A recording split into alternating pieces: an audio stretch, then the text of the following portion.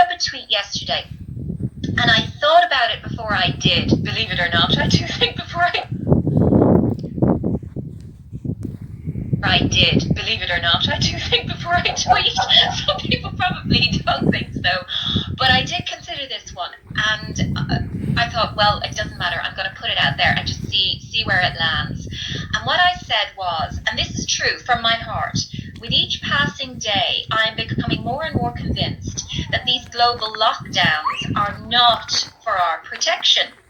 Rather, in my opinion, they are about creating global economic catastrophe, which will induce global economic dependency and which will enable global totalitarian government.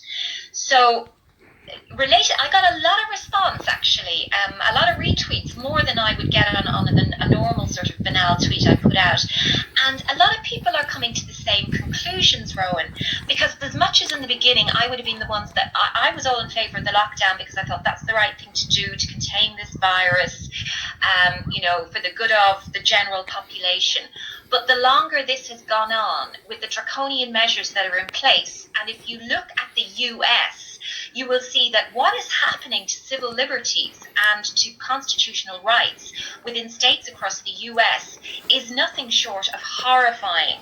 So Trump can stand on his podium and go on about opening up again, but you'll see on the alternative media that people are being treated unbelievably badly.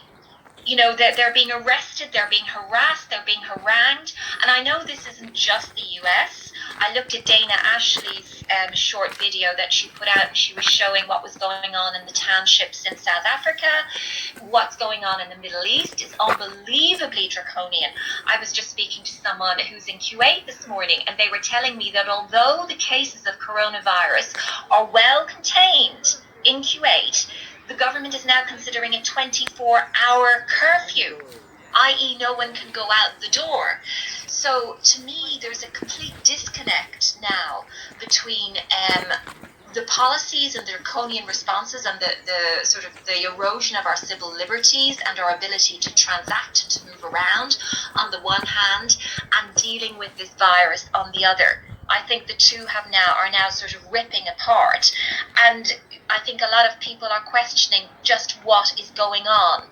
So to get back to your original point, yes, I sincerely hope America gets back to work, and I'm hearing sort of more positive stories from Europe as well. I believe Austria is about to reopen, if not reopening slowly. I understand the Czech Republic is considering it. Obviously, Sweden never properly locked down.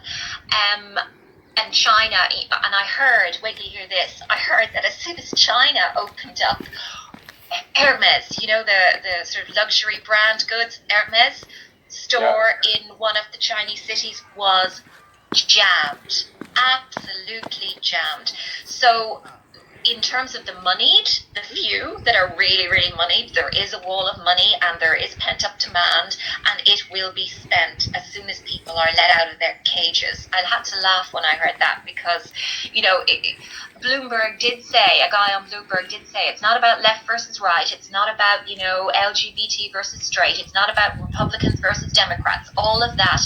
They're false dichotomies there to try and, focus our attention on these little battles that are actually inconsequential. What it is about the haves versus the have-nots. And right now, the haves are in control, and there is a massive redistribution of wealth going on